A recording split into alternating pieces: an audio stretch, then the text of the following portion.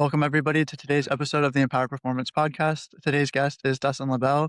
He's a combat sports athlete and strength coach, and I've been following his page for a while now, and it's been very refreshing for me as I've gone into the world of combat sports. But one of the things that's very helpful to me as well as a professional is I can definitely get into the issue of overcomplicating programs, and he's done a phenomenal job of making posts to say it's better to do, half as many exercises and twice as much volume for those exercises or to do the high ROI exercises. Dustin, if you wouldn't mind just giving yourself a quick introduction, what is your athletic background and what do you do professionally? Yeah, well, I appreciate you using the word athlete. I would definitely use that lightly. So I've been doing combat sports in some capacity for 22 years. I guess not counting when I was like a young kid doing like Mhm. karate and that kind of thing. So off and on. But I'm a father of two. I'm a husband and a business owner. So I run a strength conditioning coaching business. I run it, you know, all online at the time or at the moment, excuse me. And I've been doing that for 8 years. Prior to that, I was a coach slash personal trainer slash name every role you can think of at a more commercial based gym and out of a facility where I worked with youth athletes, adults, high level, professional athletes, guys getting ready for the NFL combine and kind of everybody in between. If I'm 40 now, I've been coaching in some capacity since I believe I was 20 or 21, to give you some background there. But yeah, so I don't compete or anything like that. I have in the past when I was younger, but I just really enjoy training very much at a hobbyist level. I love strength and conditioning and kind of marrying those two things together and helping guys out like yourself, guys and girls like yourself who, they love the sport that they do, whether it's jujitsu or MMA or Muay Thai, whatever, and they want to continue to do that for as long as they can at the highest level they can. And, they want a way to kind of incorporate, well structured strength conditioning so that they can do so, right? And they can feel good doing it and, you know, be resilient and robust and all those things, and be able to kind of put up with the demands of the sport, especially as we get older and we're working with guys half our age or, significantly younger. So the half your age thing makes me laugh because I turned 29 uh, in March, and I was rolling with somebody who was 21 the other day, and he asked me. I guess I'm old now because of what he said, but he was saying he's like, "How old are you?" I was like, "I'm like 29." He's like, "Man, you move great for your age." And I was like, "Okay, I guess I'm there now." Yeah, I pretty much have like unk status at my gym, but Yeah. I'm the old guy trying to keep up with everybody, but I it's was all gonna good. ask, I wanna get into how you balance out combat sports training and, strength training, but let's start off with why combat sports training? How did you get into it, and why would you recommend other people perhaps get into it? Yeah, so I guess interesting story, especially for those who maybe follow me on social media, but my dad is actually the guy who got me started doing combat sports, combat sports, but karate and martial arts many, Mhm, many, many years ago because he did martial arts when he was younger and then kind of that, we watched Jean-Claude Van Damme movies and Steven nice. Seagal movies and all those and he would hold like a wooden paddle for me to like kick and punch when I was like very like under 10, and he got me started like with just basic like running and calisthenics, not trying to like force me to do any of that, but like I very much just took a liking to it and started doing it on my own and became very much I guess obsessed with that whole world throughout my teen years. So when I started martial arts again at 18, that's when like UFC wasn't as popular, very much like a like niche underground kind of thing still, but I was like totally enamored by the whole thing and like, Mhm, I love the fact that you can, physical attributes aside, you could train for something, improve and, ultimately like not only improve yourself, but at the time too, I wanted to compete and that kind of thing. And like, I love the fact that you could just work and that was mhm, going to be the determining factor. Obviously, as you get older, you learn like there's some like genetic predispositions you need to have to excel at the highest level. But back mhm, then that was kind of like my thought process. So my very first jujitsu lesson was back in September of 2000, and I only remember the date because it was the day after Randy Couture beat Tito Ortiz. If okay, anybody remembers that fight, so and I just stuck in my memory, right? So my coach at the time, I mean, this was back when I'm in Connecticut, where there's a lot of high level jujitsu in Connecticut now, but back then, like if you were a blue belt in jujitsu, you were like a god. You know what I mean? So my instructor, my coach, still one of my best friends now. His name is Chris Smith. He was a blue belt at that time, and but he ran like a Jeet Kune Do slash, mixed martial arts gym, and so I started with him. Didn't really like jujitsu that much at first, especially like I don't know, I just didn't take to it as quickly. And again, back then, like it wasn't like it is now, where you could just go on YouTube and Instagram and find a bunch of videos and that kind of thing. But I really took a liking to striking and boxing and Muay Thai and Right. that kind of thing in particular. Gravitated towards that, and really started to like develop my confidence and my ability to like perform and do those things really, really well, or it was back then. And ultimately kind of found jujitsu again and really started to appreciate the art as well. Went through some injuries. I tore my meniscus back in 2012. At the time I was coaching a lot. I needed to be like mobile and like on my feet. So I took 9 years off from training, from all martial arts training. I still did strength and Okay. conditioning, obviously. And when I started back up again in late 2021, I was 36. The game had totally evolved and changed, but I just made a commitment that I was just going to start this thing back up again, mainly for the self development and the social aspects that go along with Mhm. it. And I just Mhm. haven't looked back since. Still train, as consistently as ever. Still enjoy training as much as ever. Just at a maybe different capacity than I did when I was like, in my early 20s. So kind of lost my train of thought with the question you Yeah, asked no, there. no, I no, don't, no, yeah, that I was more of like appreciate a that. background. No, no, but that's good. You were talking about, like, the early UFC. I'm just thinking, like, the tap out era and, like, things have totally changed and all that. Yeah. But then you're talking about how jujitsu's evolved too and all that stuff. I imagine, like, leg locks and all these things are, like, huge now. But Yep. jujitsu is, such a humbling experience. You talked about how you tore your meniscus. I tore my MCL in my second ever, jujitsu session, and, yeah, I'm a hobbyist as well. I don't compete in all that stuff, and I think to myself, it's like, "Man, it'd be fun to compete," but, like, I just had a son, almost 3 months ago. Actually, today is his 3-month birthday, Congrats. and so thank you, and, I was like, "Man, I gotta, like, be able to help around the house," and same thing you're talking about with the business, you have to be able to move and demo and all that stuff, so it's like, I'm always kinda playing that line of, like, training, you might go 80% intensity, competition might go 100% intensity. I like the idea of intensity. I just don't like the idea of like that inherent risk of injury. But then you're also talking about like the social aspect. I think this is one thing that people kind of misunderstand. Maybe in the tap out era, it's a lot of like people just trying to take each other's heads off. I Yeah. combat sports and maybe less refined in terms of technique and all that stuff. But I find that maybe now it's evolved. I'm not sure. There's so many different personality types. But I find that like some of the most open conversations I've ever had in my life were in those kinds of gyms, jujitsu gym or like an MMA gym or something like that. I Yeah. think it's partly because people have to trust each other with their safety, partly Yeah. because you wanna see other people improve so you can improve, you have better training partners, iron sharpens iron.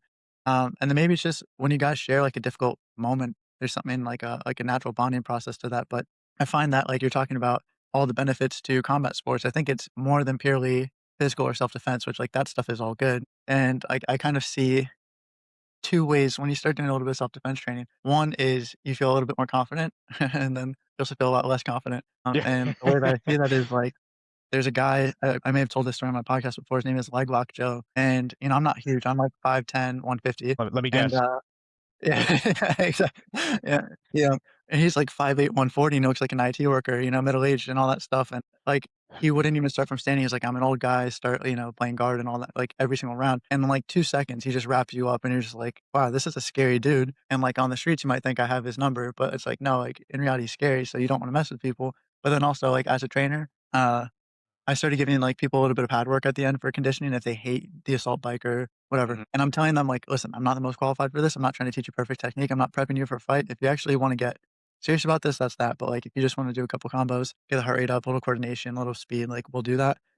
You realize really quickly that, like, when you're in that training world, you know what good striking looks like, you know what a good grappling looks like. When Mhm. you just give it to someone who's never thrown a punch before, they could be the most confident person on the planet, to watch them throw a punch, and then something like that, and you're just like, Yeah, "Oof, yeah. that's" But yeah, I mean, there's a lot of benefits to it. One of the things I was gonna ask you is, the physical side. I think that combat sports is becoming better about training, strength training, but I find for a long time, it was almost like they were allergic to it. When you look at, like, Muay Thai, it seems like it's lots of running, lots of skipping, maybe some push-ups, pull-ups, some core work, but you don't see a lot of heavy weights. When it comes to jiu-jitsu, you might see, like, gi pull-ups, but you won't see people, like, deadlifting very heavy. Why should somebody in combat sports take on strength training? How would it benefit them? Yeah, great question. And I guess to maybe go back to like what you first said Sure. there, like it is changing, but I don't know if that's my own like echo chamber that I exist in. You know what I mean? Yeah. Online, it's like it's all the same people. We all kind of follow each other, and we all kind of like each other's stuff and interacts. It from the outside in, it definitely looks like it's getting better, but I still come across quite a bit of um, nonsense for lack of a better term. Yeah. But the reason why I think strength and conditioning or just training to improve your physical capacity is important. I mean, honestly, it goes back to what we were just talking about. Like I Right. enjoy this sport and and being around these people and being able to use my body in that way so much. I don't want to lose that ability. So if I can create, and I kind of steal this term from Dr. Mike T. Nelson, if anybody knows who he is, where he talks about this idea of like a physiological buffer, right? So if Mhm. I can create as much of a buffer as I possibly can, especially being 40, and I want to hopefully be able to do this for decades longer. Like the more I have to work with, the more I can stand to lose, I guess, if that makes sense. Mhm. So if I'm thinking about building specific qualities, a quality would be like strength, speed, endurance, whatever. Mhm. I want to make sure I'm doing the training that's going to elicit the adaptations to do so. So it's just understanding, of what training is going to provide the largest return on our investment. What is perhaps just more or less just kind of busy work, for Mhm. when you see people just kind of doing things just to make themselves tired or fatigued, and just being really smart with our time. My time is limited, your time is limited. Mhm. So whatever I have available for leftover, right, to lift and do conditioning, like I want to make sure that that time is spent wisely Mhm. and I'm getting the most out of it. And it's not to say I don't enjoy training. I certainly enjoy making progress, enjoy, seeing those outputs go up over time. Uh, I've, especially as I've, I keep using this, but as I've gotten older, I've erred less and less towards the like entertainment side and doing things just to do them, and more towards like I got an hour. What's going to Sure. give me, what's going to provide the biggest bang for my buck? I mean, that's kind of how I look at things as like an overall, from an overall standpoint. Yeah, so I was gonna say about that, you were talking about the different physiological adaptations that you can pursue. You're talking about strength, speed, conditioning. You do a good job of touching all of them and structuring it really well. I was gonna ask you about that, but also I wanted to first say that I find strength and conditioning, just stepping outside of combat sports, is like strength and then conditioning. I find that it's Yeah. always like, what is that term? It's like the redheaded stepchild or something like that. Like people Yeah. talk about like I'm a strength coach. They don't say I'm a conditioning coach. I've never heard someone really go with that title. So it's almost like an afterthought. I find that that's more common for, like, team sports, Yes. where, for example, you can just blame a teammate for not tracking back when you didn't track back or something like that, and it's less Yeah. on you. I find with individual sports, it's so terrible to, like, lose because you got tired, so I think people put more emphasis on that. I find that combat sports, conditioning is almost overemphasized, but I understand within the concept of, like, if your conditioning is poor, you can actually get hurt, right? So you Mhm. see boxing coaches, Thai coaches, there's a lot of conditioning stuff, but then also maybe they benefit from mobility, maybe they benefit from power, maybe Mhm. they benefit from speed, from strength. So it's just interesting how I find that different areas of sport prioritize different adaptations. Having said that, there aren't many coaches that speak about conditioning as much as you do, or as effectively as you do, or as simply as you do. They might say, "Oh, we're going to do circuit, we do burpees and med ball slams and battle ropes and all that," and you'll just get on a fan bike. And I love the fan bike. Hate to love the fan bike. I love to hate the fan bike. Yeah. But it does what it needs to do. So I like that you talk about ROI. When I think of your style, I think um, ROI, and I think prioritization. That's another word that I Yes. think would be very, very well. That it's like you do talk about cutting the fluff, 2 sets for life, that kind of thing. 2 hard sets is enough. Yeah. Can you just speak to how you would actually structure a session and how someone may learn to be more effective with their time if they were to structure their own sessions? Yeah. So, most of the time when I'm working with a combat athlete, whether they're a hobbyist or a competitor, they're in the gym, or on the mats, or doing their sport training at least 2 days a week, usually Mhm, more, right? Sometimes, people get hot, busy, especially if they're on the more of the hobbyist spectrum. They might, it mhm, might be once or twice, but generally they're in the gym 2 to 4 days a week doing their sport. And that's a lot of time already spent, driving fatigue into your system, and you're already getting a lot of the quote unquote sport specific conditioning, right? And mhm, making sure that we allocate our time wisely is really important, because and we can argue that maybe in the grand scheme of like all that is fitness, right, over the last few years, like people kind of like overemphasize fatigue, right? That's kind of become like a meme mhm, almost. But for the combat sport athlete, where you're already like your sport is tiring, like it just is, like you're moving other humans around, and you're factoring that into your like lifestyle of, if you have kids, a job, other things, right? So it's not like you're just doing strength and conditioning as your hobby, right? Which is, I think, what we kind of have seen, like with you see CrossFit now, like the hybrid movement and these kinds of things, where people are they're doing these things as their sport versus we are using strength conditioning to improve the sport that we already Mhm. do, right? It's similar to like a field athlete. So fatigue management is important for us. So with that said, I want to make sure that the time we spent is not only deriving the highest outputs we can, but also like we're not just trying to increase fatigue for no reason, right? We want to make sure that we're still relatively fresh for our main or key training sessions on the mats or in the ring, whatever. We're feeling good and able to perform because if we're under too much fatigue, we know that improving coordination and improving skill and that kind of thing is definitely going to fall by the wayside. Mhm. So in terms of like session structure, generally most of the people that I train with do 2 to 3 sessions per week, Mhm. rarely more than that. If they do more than that, they're usually like on the younger side. And, I'm just kind of always moderating kind of like how they feel and just make, it's me talking them off a ledge a lot of times just to make sure we're, reining it in a little bit. But generally 2 sessions a week. We're always going to start with some sort of speed based training. So we're going to be doing movements that are going to enhance those specific adaptations. So things like jumping, where again, usually unloaded. So something like a seated vertical jump, a broad Mhm. jump, something like that. Perhaps medicine ball throwing, again, not with the heaviest medicine ball I can find, but the lightest medicine ball I can find so I can accelerate that all the way through. I might include some more like plyometrics, where I guess we want to make the distinction between a jump and a plyometric, but with the Mhm. plyometric, we're getting that stretch shortening cycle. And I might include some of that as well. And sometimes it might be included as part of like the initial like 2 to 3 minute warm up, just some Mhm. light pogo skips, whatever, just to make, get, increase blood flow and that kind of thing, get ready for the more intensive work. And that's pretty much it. That's going to be like 10 minutes or so. And I might include something like I've been doing some like max effort, overcoming ISO holds Mhm. lately, but we're talking like one set of one exercise or one set of two exercises. That's it for 3 to 5 seconds, just enough to recruit those motor units, get fired up and ready to go onto my main lift. Right. We're talking like minimal time. So total like work in that time period. I'm not trying to like hammer as much work as I can. It's usually like 3 sets of 2, 3 sets of 3 on the jump and a throw. So 5 to 10, 6 to 10 total reps of Mhm. each, a quick iso hold or two, move on.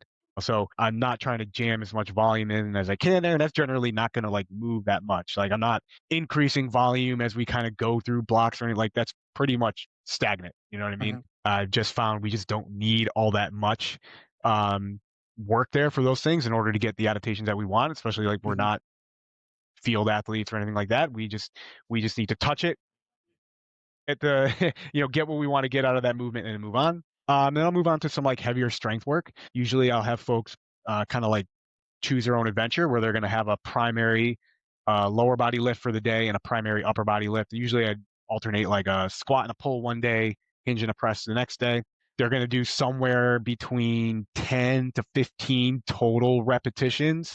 Mhm. And that's broken up. It could be, 2 or 3 sets of 3 to 5 reps. It could be Mhm. like, something like 4 to 5 sets of 2 to 3, whatever the kind of the plan is, but generally staying like a little bit further away from failure, like 2 or 3 reps shy of failure for those movements, just really getting really like high quality stimulating reps. And again, not that much of each, and then moving on to perhaps a secondary option. A secondary, if I'm doing like a squat and a pull one day, we'll do a secondary hinge and a press that day, sorry, and then the opposite on day two. And Mhm. that might be for more like standard hypertrophy, but even then, it's usually 2 sets, 4 to 12 reps, depending on the individual and the person. But that 4 to 8, 5 to 10, whatever, six to Mhm. 12 rep range, where we're maybe working a little bit closer proximity to failure, like 1 or 2 reps shy of failure, and just kind of using those movements for a longer period of time and progressively overloading them over a relatively long period of time, but not forcing anything. We're just kind of like chipping away week in week out. We Mhm. may finish with some accessories. Like I like throwing in some like heavy arm work, just classic like bicep curl, tricep extension. I find that tends to keep folks like elbows and shoulders feeling pretty healthy, and Mhm. strong arms never hurt. And again, same like rep set and rep scheme. And then some core work, usually like a heavy rotational movement, side bend, or some sort of like flexion based Mhm. movement. And again, if something needs to go, like meaning we have limited time, those are probably the things to go. And then depending on the person, we're going to finish with some conditioning. So the conditioning is Mhm. generally going to be fairly short and punctuated and on purpose. And then that's pretty much it for the day. If somebody has a third day, usually that's where they're like, if depending on the kind of their training schedule, they might do their conditioning on that third day, and I might do like Mhm. a more blended session, kind of depending on their specific goals and kind of what their limitations might be or limiters might be, and maybe some accessory work on that day. But that's a pretty standard week for me, generally speaking, and for I'd say 90+% of the people that I work with. The thing that I like about the first of all, thank you for the very detailed explanation. I think a lot of people can take stuff away from that. It simplifies it as well, which a lot of people will struggle with. They'll think, "Oh man, today's back and bi, tomorrow's chest and try. Where do I have the jumps? Where do I have the," and all that stuff. Do you mean? So you're using a Yeah, very simple template, full body template, the highest ROI thing that you can do, and you're front loading. Obviously, like the nervous system fatigue is the way that you're doing it, yeah, but you're yep, also taking the things that are most important. And then if you want the extra stuff, you have a little bit of time there. If you have to cut it, that's fine. So all this makes a ton of sense and it's all wonderful. I do like that you mentioned that you don't need high volume for high power, high speed movements. You'll find that's something that people will do a lot. They'll do way too many throws, they'll do way too many jumps, and it becomes fatiguing and they're actually like training at the yeah, highest output possible. So you're not getting yep, the adaptation one anyway, you're just accumulating fatigue, which will then make you tired going to your heavy stuff. So yeah, it should almost be like you're just revving up the nervous system before your big lifts. And then you're talking about doing something, I imagine like an isometric mid thigh pull before you do like a deadlift. yeah, Wonderful, exactly. yeah. Yep, yep, Wonderful. And then as far as the strength stuff, I like as well that you're keeping the volume a little bit lower because I think the most common thing you see is like 3 sets of 10 for almost any exercise, including like your big compound movements and all that stuff. And it's like mm, 3 sets of 10 on back squats is so fatiguing. You're gonna be sore for a long time. If you just do like 3 triples, for example, you can still get yep, high outputs, get stronger, actually get the adaptation that you may want, which is strength as opposed to just some endurance, maybe a bit of hypertrophy and all that stuff. Again, it depends on the goal, but everything you're saying makes a ton of sense. The thing I like about it too is you talked about the variety of clientele that you have, and that can apply to everybody, regardless of sport, regardless of age, regardless of whatever, because the scientific principles still apply to every human the same way, right? yeah, And I think that's something yes, that gets kind of messed up in our field quite a bit. It's like, oh, well, I have to train a woman this way as opposed to a man. I have to train a kid this way as opposed to an elderly person. I have to train an athlete this way as opposed to Gen Pop. And I've always just thought of it as like you can all do the same things, you can all train for the same things. You just have different entry points. And it's really just yep, like, where are you? Where do you wanna go? When we inch you along slowly, that's progressive overload in my mind. It's not crushing someone every single right, workout. The other thing too is there's this fun conversation of minimal effective dose and maximal effective dose. You hear the term yeah, minimal effective dose thrown around all the time, and you rarely hear about maximal effective dose. To me, periodization is just understanding where someone is. If they're an athlete, for example, in their season and yep, the off season, preseason, whatever, you can do a little bit more maximal effective dose, get as much of the stimulus as you can. But once you're into the weeds of competition, you got to keep them fresh for the thing. That's ultimately the most important thing. I find a lot of strength yep, coaches sometimes miss the boat and they'll just keep crushing their athletes because they want to see PRs, PRs, PRs. Look, I'm such a great coach. And what's more important, is it how your athletes perform? Are they staying healthy? Or is it showing that their back squat went up 10 more pounds than they would have if you didn't crush them in the gym? Everything that you're saying, and it all makes a ton of sense. And I hope that people can take things away from this. What I was going to say as well is, as far as conditioning, if you, well, any of these things that you talk about, if you do it intense enough, you don't have to do a lot of it, whether it's your power, whether it's your strength, whether it's your conditioning.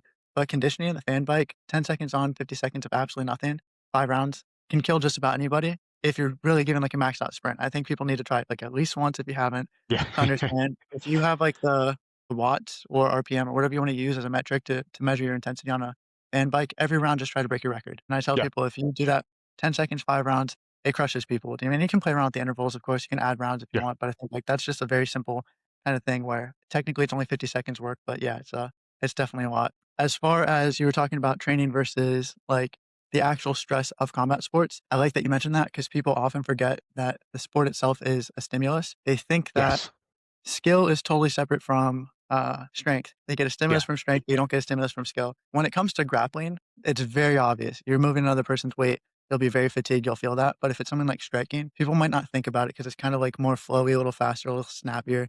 Don't think mhm, about how much wear and tear it is. It is a different stimulus, but a stimulus nonetheless. I like to think that, um, like the goal of strength and conditioning is to allow your body to be capable to handle as much skill work as possible. yes, And but then the other thing too is like it's hard to do a high-low model. For anybody listening, yeah, high-low means that, like, um, you have a hard day and an easy day, and you alternate that way, so you have time to recover. Because that's what training is supposed to be, is a stimulus, recovery, the most important thing, and then you get your adaptation. If you just do stimulus, stimulus, stimulus, stimulus, stimulus, no recovery, you don't get the adaptation you want, you're just breaking yourself down. I find it's really difficult. I do 3 days a week of combat sports, 3 days a week of lifting. I find it really difficult to have a true high day and a true low day because combat sports itself is such a high stimulus, and then lifting, I don't wanna go in here and water it down and Otherwise, Yeah. it's a time-wasting session. So how would you address that, for example, the high-low model within that structure of I'm how physically demanding sports are? I'm so glad you brought that up. I was just having this conversation with a client of mine the other night, who's not a combat athlete, races or and does like mountain biking, like downhill Okay. racing. We, similar, actually in terms of like a lot of the like physiological components regarding that. Uh-huh. But yeah, I the high low model, I think was originally, I mean, people kind of credit that towards like Charlie Francis and Charlie how he Francis, yeah. used it working with track athletes, where that's a very controlled environment generally. Mhm, Like you have your lifting, you have your track work. That's it. Like, you know what I mean? So it's very easier, mhm, and, maybe not so much like in a traditional team setting, but easier when working with individuals to just manage those outputs during the week. Yeah. So you get mhm, lift heavy, run fast on one day, do your tempos, your med ball work, easier stuff on day two, and just kind of rinse and repeat that. Makes perfect sense. mhm, And I've seen people try to, and I probably have maybe played around with that a little bit with combat sports years ago, and it just never quite works out because of for the reasons you mentioned, where it's like, your schedule might be a little chaotic. Like, normally you go to jujitsu on Mondays, but something came up and now you got to go on Tuesday, and then and things just kind of like happen. mhm, Life just kind of exists. And also with the nature of combat sports, unless you have the ability to train twice per day, like you can definitely do your lift in the morning and you have a perfect schedule and you're able to do,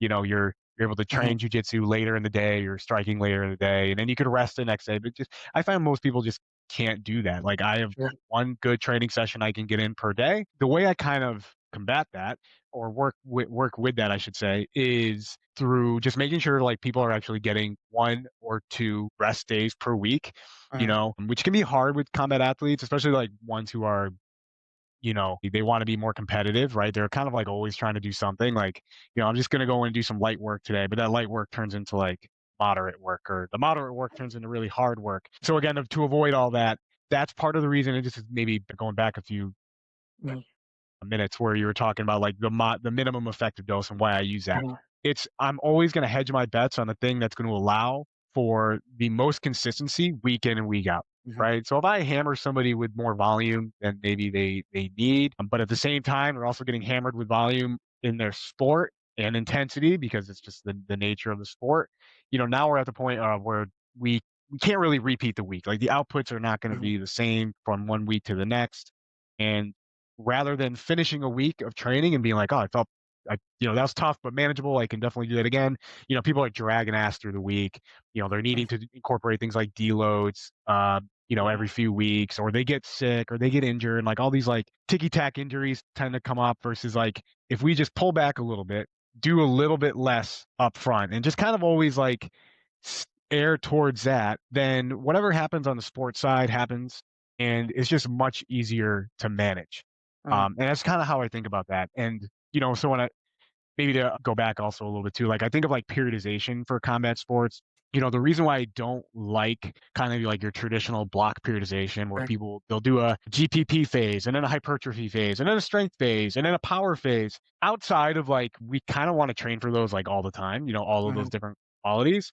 I just look at it as most people just use it as an exercise in fatigue management. mhm, GPP phase is like, GPP and hypertrophy, those are the high, they're hammering volume. They're doing, okay, 4x12, 5x10, tons of volume. Strength work, it's a little bit less volume, but they're doing like 5x5 and like, standard like higher volume strength programs. Then they get uh-huh, to the power and they like get rid of all that stuff. So now it's like, yeah, you feel fresh, you feel good because you're lifting light weights, you're moving them fast, your body, and it's like you're finally recovered. So it's like, yeah, mhm, you feel good because you've been like beating the crap out of yourself for the last 8 weeks or 12 weeks or whatever. Versus the approach I like to use is periodization in the sense where I might make some minor changes as we kind of move along, but I'd rather establish like a solid week of training, establish the microcycle, if you will, make sure that's repeatable, and then we kind of iterate as we go along. And mhm, that's like a simplistic answer. And I get why people don't like that. And, because especially if you're a coach trying to sell your services, that's a tougher sell than being like, I have this 16-week program laid out in perfect 4-week blocks. You're going to start with, you know what I mean, and move, transcend through these 16 weeks to the end where you are finally ready to evolve into the, ultimate combat athlete versus I'm like, no, we're just going to have a good solid week of training it's going to be pretty moderate. Nothing that you do is, outside of maybe some like really hard bike sprints, but it's only a minute of work. Nothing that you do is going to be that outlandish. It's not going to look that different from what any other athlete might do, and the idea is to be able to just rinse and repeat and week after week be able to, feel good, perform at a high level, slowly tick up those outputs over time at the same time while you're, you know, doing your sport and improving your skill and, improving the specific coordination and conditioning, that's required for your sport. Mhm. So, a lot of things to touch on there. Yeah, sorry. No, it's great. I really like this. These are fun conversations for me because they go, like, deeper into nuance as opposed to just buzzwords all the time.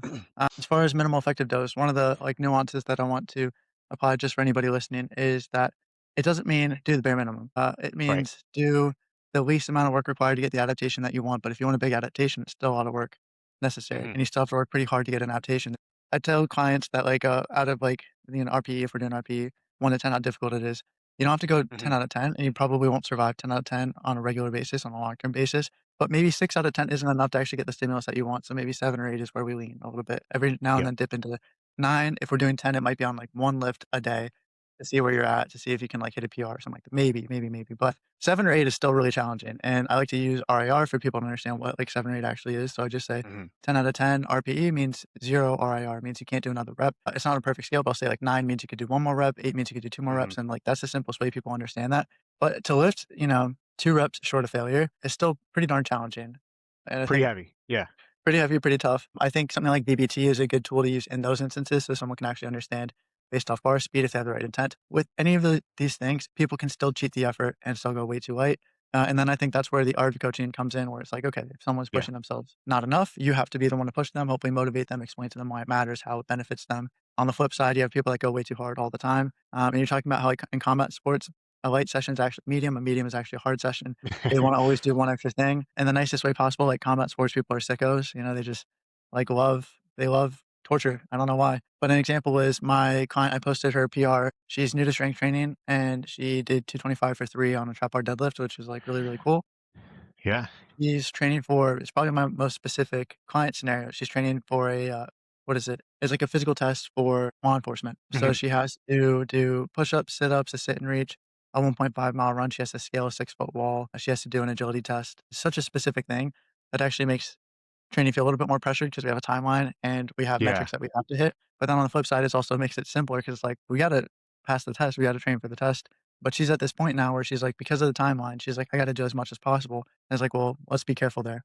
Hmm. Because if you do as much as possible, you're not getting the recovery you want. You can actually like delay your process. And I certainly struggled with that as a college soccer player. I was like a bubble player. I wanted to become a starter. I thought if I just work harder than everybody, then I'll be better. But I might sleep 5 hours a night and not get as much food as I need to. I would eat a lot, but definitely wouldn't eat enough. And then we would have 4 or 5 practices a week, 1 or 2 games a week. I would do like at least 3 lifts a week and like 3 skill sessions a week. And then, sleep maybe 5 hours and then not eat enough. It's like if I did 2 less sessions and ate an extra sandwich a day and I took a nap every day or slept in a little longer, 2 extra hours of sleep, what would that have done for my performance? I would have felt less drained. And so as far as the high-low model and minimal effective dose, it is so hard to schedule that. It's also hard to schedule where you're talking about, like, training intensities in the actual gym. You don't know I'm 150.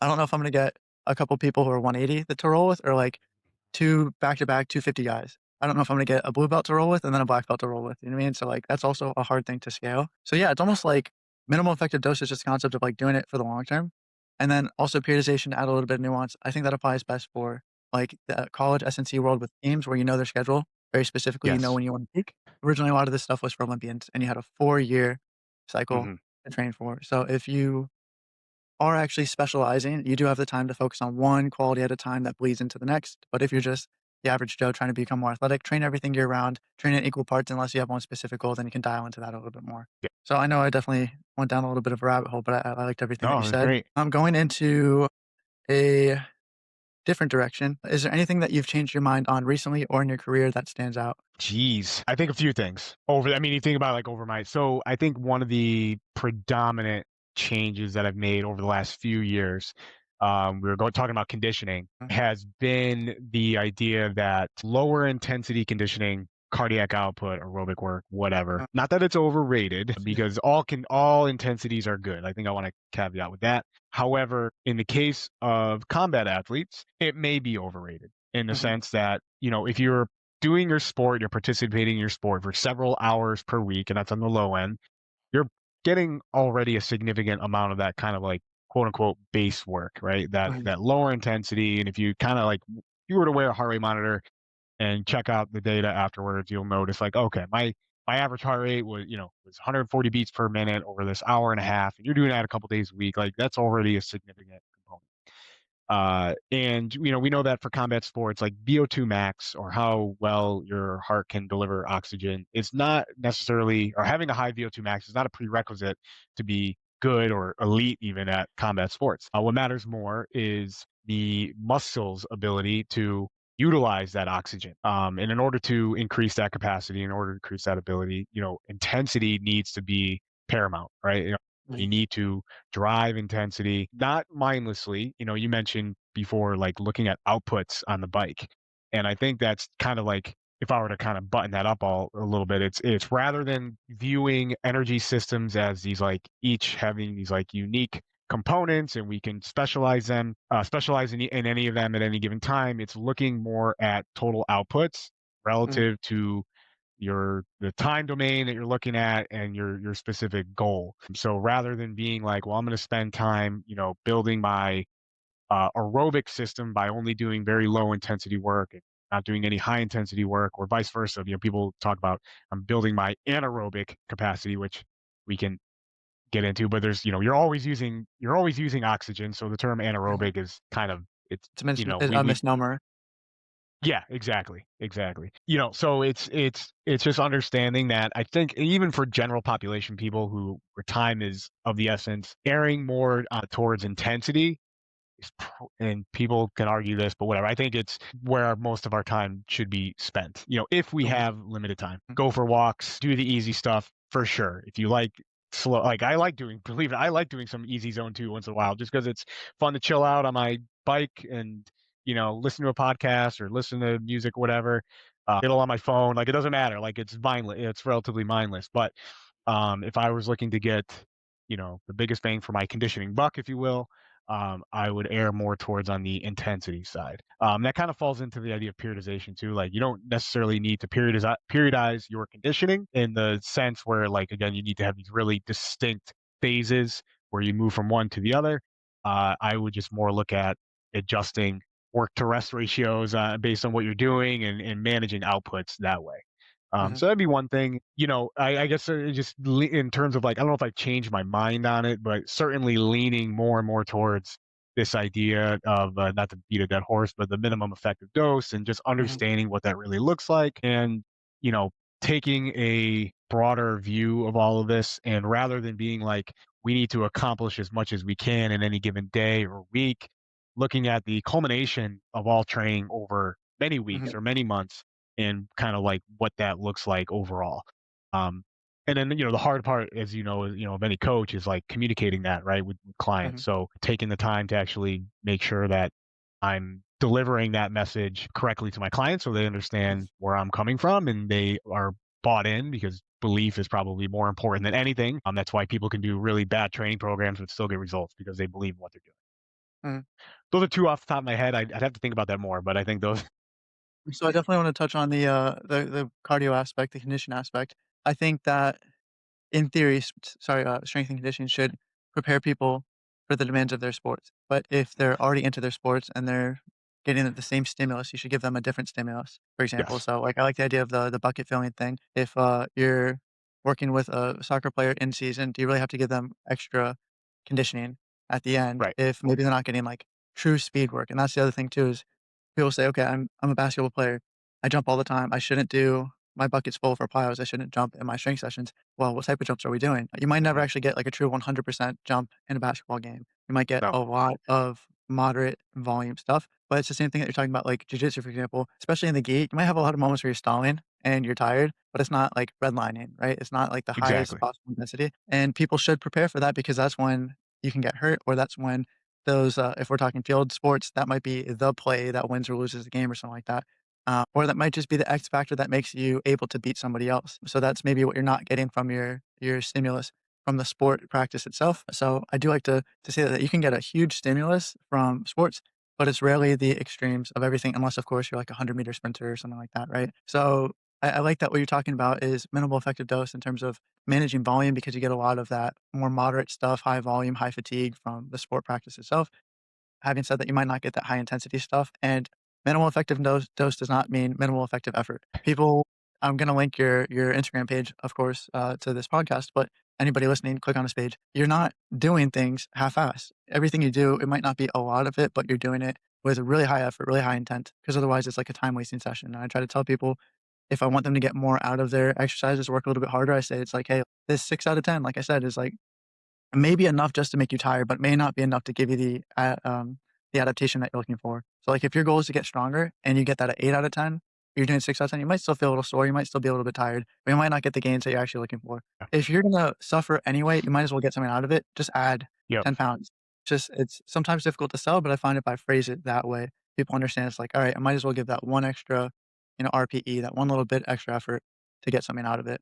I was gonna ask as well, kinda going in a different direction, is there a major misconception surrounding the training space? You can make it about S&C in general or in regards to combat sports, that you wish to dispel, something that kind of bugs you.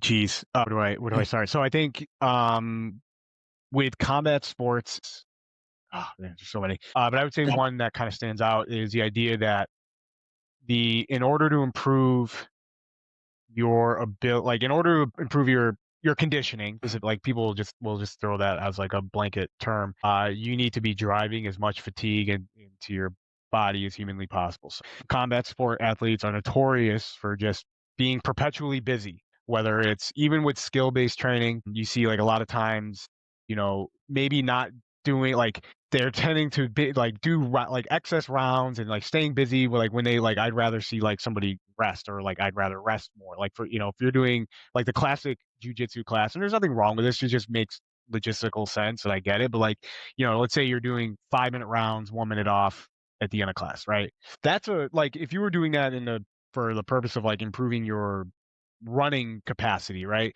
That'd be like I guess the term would be like a threshold based session. You're kind of staying at like that 70-80% effort, maybe a little higher in terms of percentage of heart rate max or whatever. And that 1 minute rest would be like pretty quick, but it's like repeatable, right? You're able to like repeat the same outputs over and over versus in jujitsu or sparring, like you might have a really brutal first round and then you're kind of like, sorry, I don't know if I can swear. You're eating shit the next round, and it Yeah. kind of like the outputs just aren't the same. So like that's, well, you can't really mess with that too much. It's just that's where you have to really learn how to like regulate your Mhm, ability to like stay relaxed, not put out too much.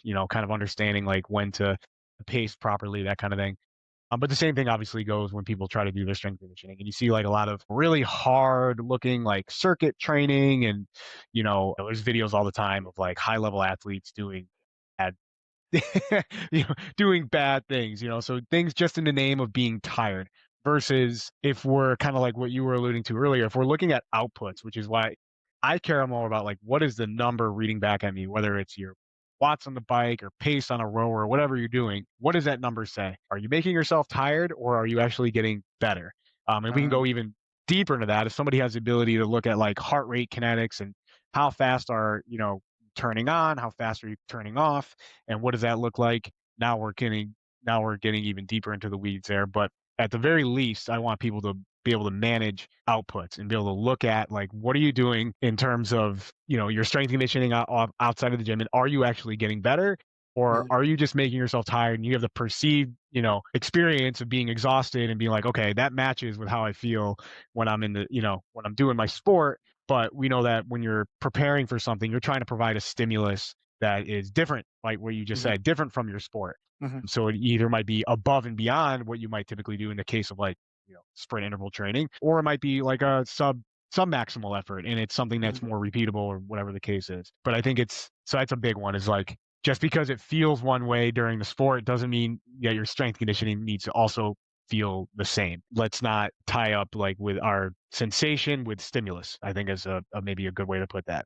That's a really good phrase. Sorry, keep going. Yeah, no, no. So I think that's a big one for me in terms of, geez, in terms of like strength and conditioning. Uh-huh, Probably goes back to this idea of needing like these very distinct training phases where you're, and I'm not opposed to going like, I had somebody DM me and I didn't really get back to them. It was a few weeks ago and I just wasn't in the headspace to respond to somebody, but they're like, what do you mean by, because I put up a story where I said, basically what I'm about to say now is I don't think you need these really distinct phases of, Mhm. hypertrophy, strength, power, et cetera, or, aerobic capacity, lactate threshold, anaerobic, whatever, Mhm. whatever the phrasing is that people want to use. I think you can train all of them, in more of like a vertical integration model. You just kind of raise and lower the ceilings on each of those as you see fit. It's not that you don't change training up. It's just the idea that you can really isolate one variable and and there's like that's whatever the training that you do, like yes, you're lowering fatigue on everything else. So you might be able to raise that one particular capacity, but or quality rather, but generally that's going to dissipate when you no longer do that thing. So I also don't like the idea of like volumizing everything under the Sure. sun as like a way to solve problems. I guess that's what I'm kind of getting to here is like people will go, oh, I'm going through a hypertrophy phase. So they just throw volume at the problem. Mhm. Oh, I'm going through a strength phase. So they just throw volume at the problem, but then, Mhm. now it's just heavier, and I just think we can take a few steps back. Let's remember what we're trying to accomplish when we do strength conditioning.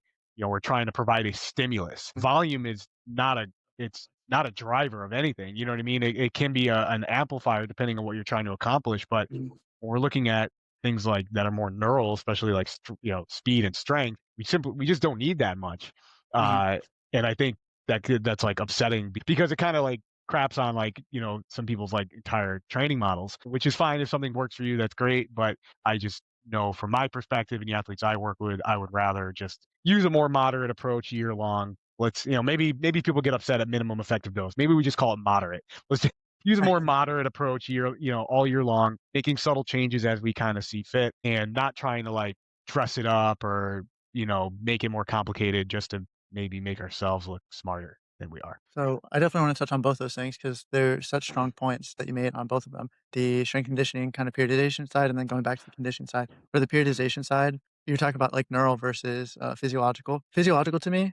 So anyone listening, I think of it as like software versus hardware. When you're training and you get a lot of beginner gains, that's more your software. It's more your body being comfortable and coordinated with the movement, or like almost Mhm. unlocking access to be able to do it because you feel safer doing it. Your body has protective mechanisms that you have to almost override, and that takes time. But you can get those beginner gains really, really quickly. The intermediate to advanced gains take longer.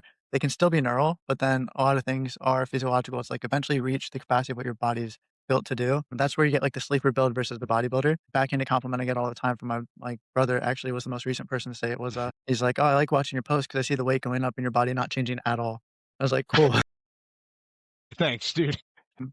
But yeah, you have sleeper builds. You have like some like skinnier dudes that can still lift super duper heavy because they're very efficient with their technique, with their nervous system, all that stuff. And then you have like your bodybuilders that maybe they struggle with those things, but they do a lot of volume, and then it does get a physiological adaptation. But your combat sports athlete doesn't need German volume training. You don't need to do 10 sets of 10, for example. That may be contraindicated. That may be dangerous. That may be foolish.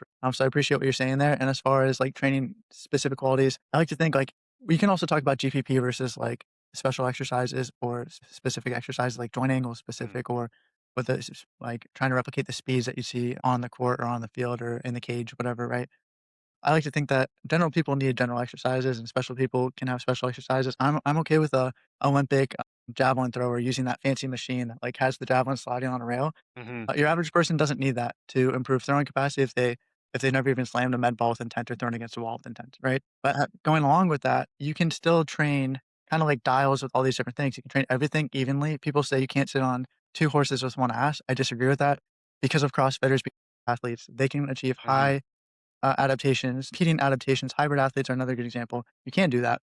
You'll never be the best in the world. That's how I like to think of like specializing. You'll never be the best in the world at two different things unless you're a complete freak of nature. You were born to be the best. Aside from that, you can get really high level in multiple things. It's just how quickly do you want to make progress in those things? If you wanted to get as strong as possible in 3 months, you might specialize with strength. But if you wanted to be strong and fast and mobile, you can still improve all those things. Maybe just at a diminished rate.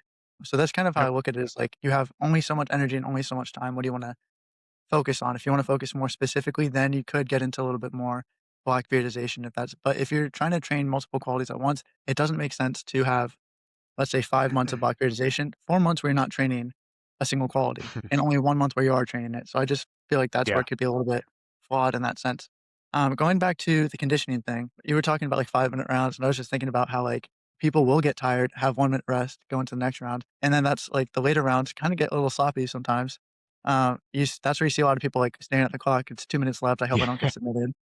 Or stalling, you just like you get a pin or you set a frame and you just wait until someone makes a move to try to counter it. So in that context, it makes sense to do your rounds like that because that's what the competition would actually look like. And efficiency does matter, and technique does matter, yeah, and strategy does matter. But in the gym, you don't have to do that. You can actually just right. focus on the intense stuff. So that's another thing I want to say. And then do you follow Caleb Handley, Handley Performance? Yes, He's yeah, a yeah, yeah. yeah. Yep, He was on yep, the podcast earlier, great guy. He has this, like, crusade against running. He says it's not bad, but, like, there's this yeah, obsession with boxers and running, and what you're saying kind of bleeds into that same concept of, like, there's only so much stress a person can take in a week.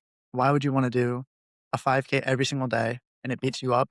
And then also the other thing that people don't realize is, like, if you wanna get a good conditioning stimulus, if you're a Muay Thai guy, you hit the bag, your heart rate can spike really fast, really, really mhm, fast. So why not just, like, dedicate that time to something that can actually make you better at your sport because you don't really run unless you're really bad at, like, Muay Thai and you're running in circles. Like, you yeah, don't really run in Muay Thai, so you might as well just let the sport be the conditioning stimulus. I was a soccer player. In the world of soccer, you just saw, like, a lot of traditional coaches would say that first month of preseason, no ball. You're just gonna run, run, run, run, run. But you can also just do small-sided games and make sure that the mhm, intervals are what you want it to be and the intensity is high enough, and you're running, but you're also doing tactical and technical work at the same times. I appreciate you all the things that you're saying because there's a lot of concepts that on the surface, it may be like, okay, no ball, you get the endurance, and then you get to be rewarded with the ball. I just think that's an older philosophy that can kind of die out. Running for boxing, kind of like the same thing. Or in Thailand, they do like a 5K before jump rope, before yeah. It's very bags, much before embedded into the paddle. culture, Yeah, especially yeah, boxing, with yeah, road work and Muay Thai, and my views are similar to Caleb's where it's, yeah, not necessary. If somebody enjoys running, that's a yeah, conversation we can have and ways sure. to incorporate run. Like I have clients that are like that. They do jujitsu as a hobby. They Mhm. also like running as a hobby. How do we make it both? How do we make it work so that we can do both? But if you're somebody who's just like, I want to get in competition shape, yeah, that's a different conversation to be had. We don't, It's and ROI. you're like, I don't like running, but okay, we don't need to run. Slight tangent. I have a group chat of a couple coaches who are friends of mine, and we call it the Run Club, because one of the friends in the group got into a disagreement with another coach. He was saying that everybody should run, and it's like, well, no, not everybody should run. And then it's like, well, what if someone has a physiological limitation, or doesn't have the preference? And it's like, oh, well, they can just walk or jog. I'm like, well, walking's not running, Yeah, jogging's not running. Anyway, yeah. going in a different direction, but I'm glad you were talking about that though.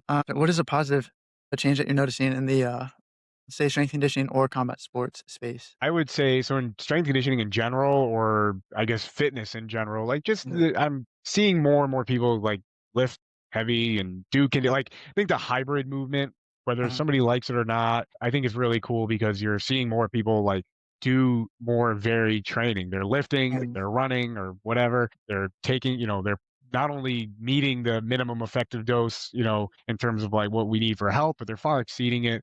And I think that's cool, especially if your average person like gets that idea of like, hey, I can bench, squat, and deadlift, but I can also run a 5K on the weekend and be, you know what I mean, and be mhm, more fit. I think that's a positive overall. Again, people have different thoughts on that, but I think anything that moves people towards more exercise is always a net benefit. In strength conditioning, or excuse me, in combat sports, I just love the fact like they're still growing. Like I feel like at least from what mhm, I can gather, like you're getting greater and greater levels of participation. When you look at like IBJJF, like Masters Worlds, for example, like the participation numbers are like through the roof every single year. mhm, So even though people say that gi jujitsu is boring, gi jujitsu seems to be very much alive from a like recreational hobbyist perspective, which I like because I prefer the gi over no gi. Yeah, I think those are kind of two that stand out right now. And as much as like we like to talk about the negatives, that we see, like there's a lot of positives out there. And, for one, I was thinking about this recently, like there's so many people who I've met, I'm using air quotes there online, who are just so nice and, we get along and we provide the same service. We are online coaches for, you know, jujitsu athletes or combat athletes. So, we should be competitors, but we're friendly with one another. We support each other. We repost others, each other's posts and that kind of thing. And then like, it's a cool little like group of people that I've kind of surrounded myself with. So like, maybe that's just in my own world, but like I'm super appreciative of that because, I think a lot of people give social media like a bad rap. Like, yeah, Mhm, there's a lot of junk out there, but there's also like a lot of positive. Like I'm talking to you because we met through social media. Like I just mhm, think that's so awesome. Like any podcast I've done this year has been the same, like it's for the same reason. So mhm, I'm forever grateful for social media. It's how I, quite frankly, like make a living at this point. That's how I, market myself and how I continue to, increase my bottom line of my business. So I think that's a positive. It's all how and how you use it. You know what I mean? If you use social media just as doom scrolling and for hating on what other coaches say or do, I mean that's on you. You know what I mean? Versus I mhm, prefer to look at the positives and yes, it's fun to poke fun, to poke fun at certain things, whatever. But I very much am just glad to have, met guys like yourself and people all over the world who have been nothing but super nice and supportive, and mhm. that's very cool to me. I have to, like, resonate with that because, I'm sure I've said this on my podcast before. I think this is my 27th episode, and I started about a year ago, so I'm averaging, like, 1 every 2 weeks. It feels like I make a friend, a fellow coach and all that stuff every single time I do this. You can get to know someone pretty well in an hour, especially when you share, like, a similar interest or passion, and, it's just me. I'm a solo entrepreneur. I don't have coworkers. My wife used to be the wall that I would talk to and all that stuff and, like, throw a bunch of terms. I'm like, "Does that make sense?" And she's like, "Yeah," and I have to, like anyway, but it's nice to have, like, other people I can talk to, and it has been positive, it has been nice, it has made me more hopeful, and the other thing too was, I always like to give her a shout out. She helped me build my business in the beginning, her Miss Emily Ledford, she had an episode on the podcast. She, trained only women. We were in the same area, and if a man ever reached out, she'd refer them to me. But it helped me grow my Mhm. business early on. And I asked, I was like, "Why would you help me if we're competition?" She's like, "I believe in community, not competition. There's more than enough people Exactly. that need good training, and one trainer can't take on every client in the world. So you might as well just like make a network and share and all that stuff.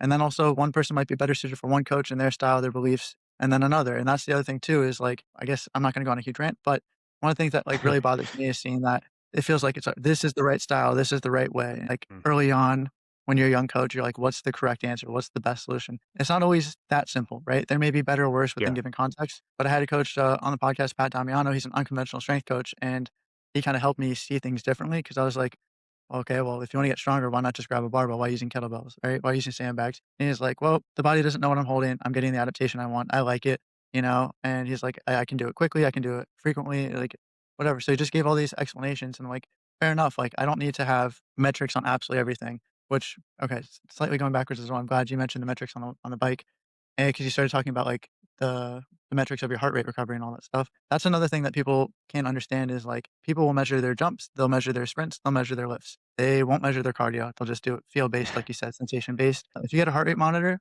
and you do your rest work intervals, if you just look at the recovery of your heart rate within your rest intervals, that's a huge thing. And then that's like what Mhm. you're talking about between rounds. How much can I recover my heart rate before I go into the next round? That's another great sign of fitness. Yep. But as far as the positive community, yeah, sorry to go off on that tangent. I agree with you. You also mentioned, as far as positivity, the variety of training that people have. Yeah. I don't know if you're the same as me, but like I would rather not suck at anything than be the best at one thing and suck at everything else. So I feel like a Swiss Army knife when it comes to training, and I feel like some people are starting to value that more. I think that you're seeing more men value, like, mobility and conditioning, and women value, like, strength because before it felt like a lady would go into a gym and do the treadmill and do some yoga, and the guy would just, like, Mhm. try to get huge or strong. I think that's a positive impact, so I'm in agreement with essentially everything that you've said. Um, Yeah. Yeah. Yeah.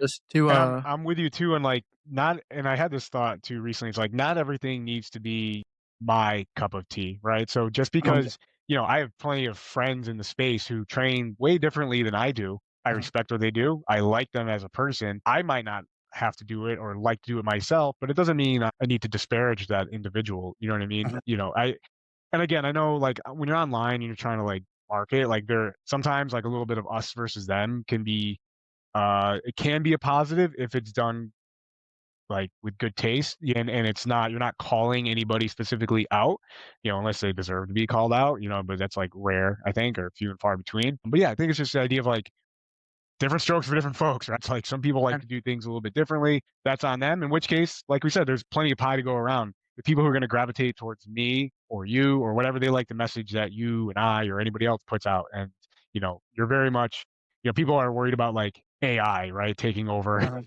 our jobs. And that could be like if you have zero personality and you have zero ability to like communicate your principles and how you think, then yeah, you're probably up shit's creek. Mhm. because AI is going to be able to do that better, faster, more efficiently than you. But I feel like we're selling you as the individual. As a You know what I mean? person, And yeah. like the training behind it, that's fine, that's whatever. But it's mainly like, but what are your own thoughts about the train? People I think buy they buy the coach, not the coaching, if you will. Yeah, I look at that, like, conversation as, like, AI can have the same recipe, but the sauce won't taste the same, because, Yeah, like, at the end of the day, a coach is a chef, they have, like, a a way of going about it, sorry, but and it's you were still talking junk. about I still like yeah, it's still garbage. So like, yeah, let's not. it's Yeah, not there yet.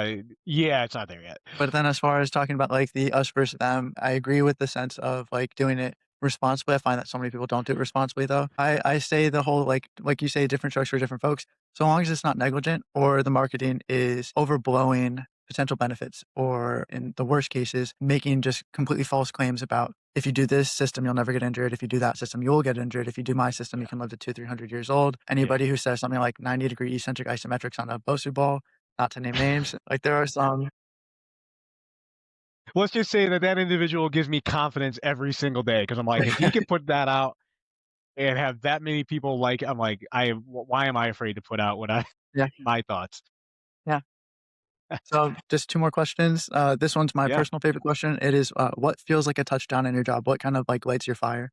Honestly, it's like whenever I have a conversation with a coach, well, Mhm, not with a coach, sorry, with a client, you know what I mhm, mean, and we just kind of get that time to interact. Or I'll just give you a quick example. Like before I hopped in this call, I was just reviewing client like workouts. I had a client who she's been training with me for 8 years. Is my longest running client. She's not a mhm, combat athlete; she's a runner. But she hit a big bench press PR, and she was so stoked.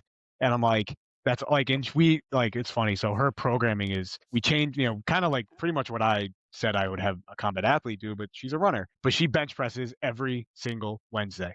Every single Wednesday she bench presses. mhm, We haven't changed that. I don't think ever. Like, and she likes it. She does squats on Mondays, bench on Wednesday, deadlifts on Friday. mhm, Always done it like that. And she hit a big PR for her yesterday. Yesterday, she was so stoked about it, and I was just like, I was so stoked for her. Like, and that was, to me, it's just such a cool. And she's, 8 years. A lot happens in 8 years. Like, gone through injuries and ups and downs, and just to kind of see that, all that work come to fruition, it was like, it's cool. So like anything like that, seeing my clients succeed is awesome because there is, as you know, as a coach, like there's always like the initial honeymoon period when you work with somebody where everything's great, and then you kind of go through this period of time where it's like things are just kind of like steady, and then there's gonna be ups mhm, and downs, and so to have somebody trust me for that long, almost a decade at this point, and I'm lucky enough. I think a lot of my clients have been with me for a long time at this point. mhm, To have that trust really, that really lights me up. You know what I mean? And so I'm always, it's easy, especially if you're a solo entrepreneur like we are, mhm, uh, to get caught up in the day to day, and you kind of not forget why you're doing what you're doing, but it's easy to, you get kind of obsessed with like the numbers, right? Kind of like what we were mhm. talking about. But if you remember the human aspect of what we do, that's why, that to me, that made my whole, like, that's gonna keep me going for weeks now. Just kind of seeing how excited she Yeah, was, off a bench press PR, which doesn't matter really for her running, but she yeah. was stoked to do it.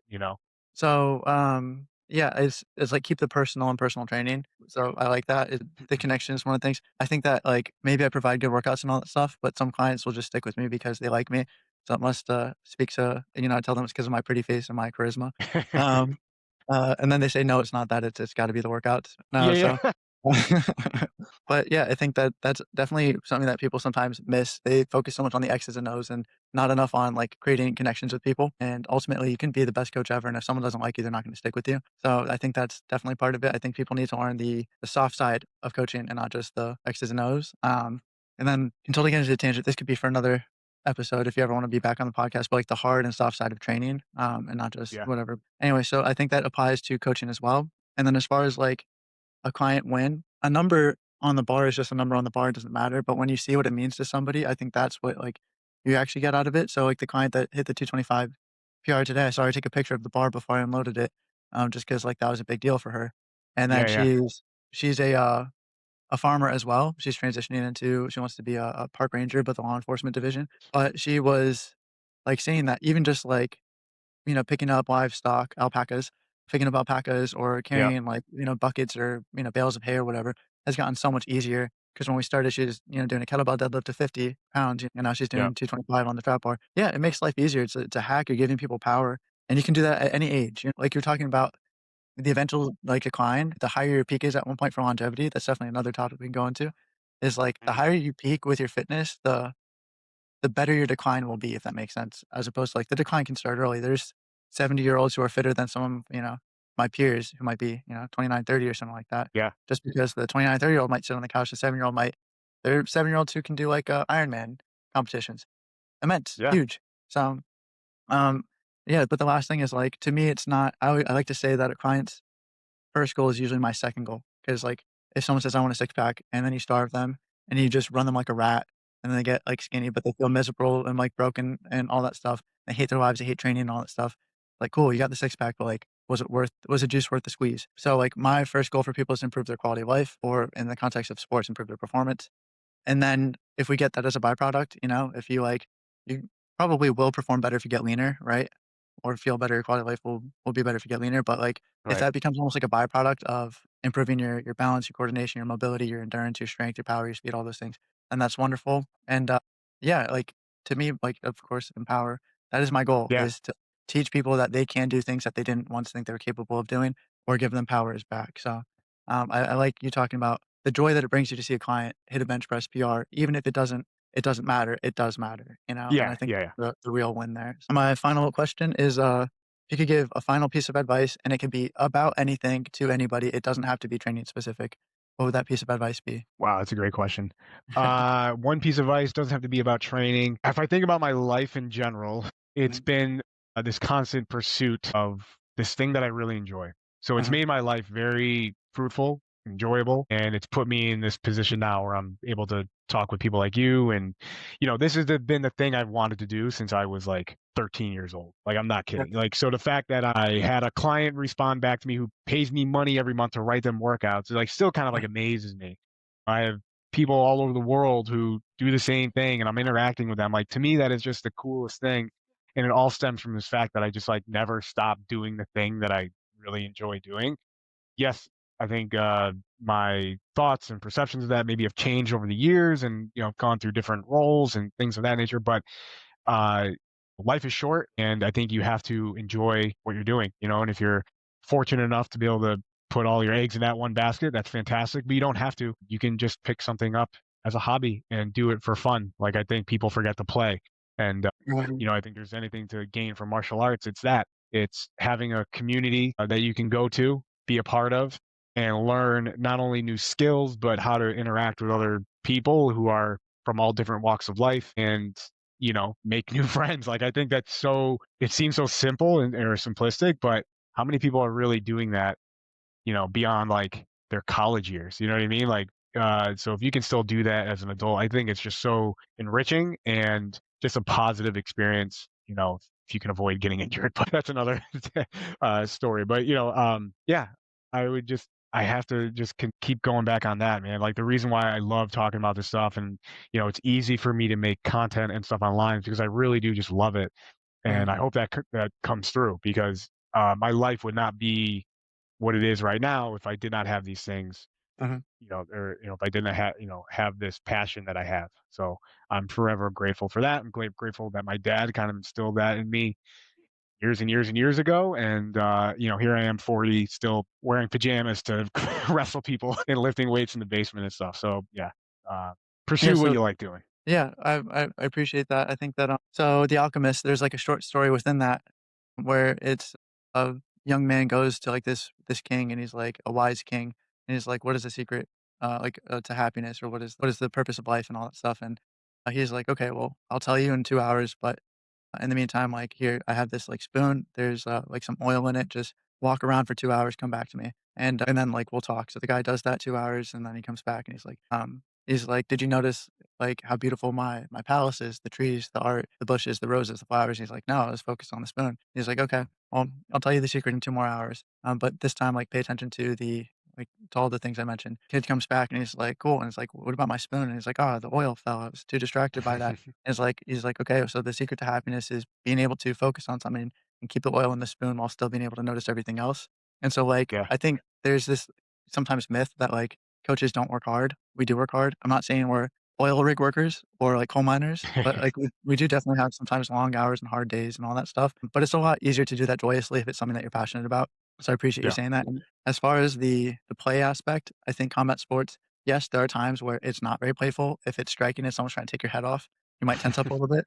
If it's grappling and someone's, like, cranking a choke, it might not be so fun. It makes my wife laugh when I tell her this, but, like, I'll giggle sometimes in combat sports, where, like, it can be very joyous and playful. People should give it a shot. If you haven't done it, give it a shot. You may end up liking it, and it could be a really positive thing for you, not even just physically, but also, like, I think mentally and emotionally, it's such a good journey, for people to go through Yeah. as well. I think picking up any hobby, it could be pickleball, whatever it is, like anything I think that kind of exposes you to different people, different walks of life. And you're learning a skill. There's also, of course, the exercise component, which is fantastic. Okay. It's always so many things like molded into one. I think is Mhm. why I appreciate it so much and why I take my strength conditioning seriously because, man, I want to Sure. continue to do this for as long as I possibly can. And it's more fun when you're like physically capable. So, like, Yeah, when you're not you getting know, ragdolled. yeah, exactly. So I wanted to thank you for your time, Dustin. If you, wanna plug your page, please do so. Yeah, so I'm just Dustin, Dustin Lebel, Lebel on Instagram. I think there's only one of me on there. I should be the first one that pops up if you search for me, but give me a follow. I'll follow you back if you have any questions. I'm always answering people's questions in DMs. Yeah, I really appreciate you having me on, man. It was a pleasure. That was a great conversation. Yeah, thank you. Thank you very much.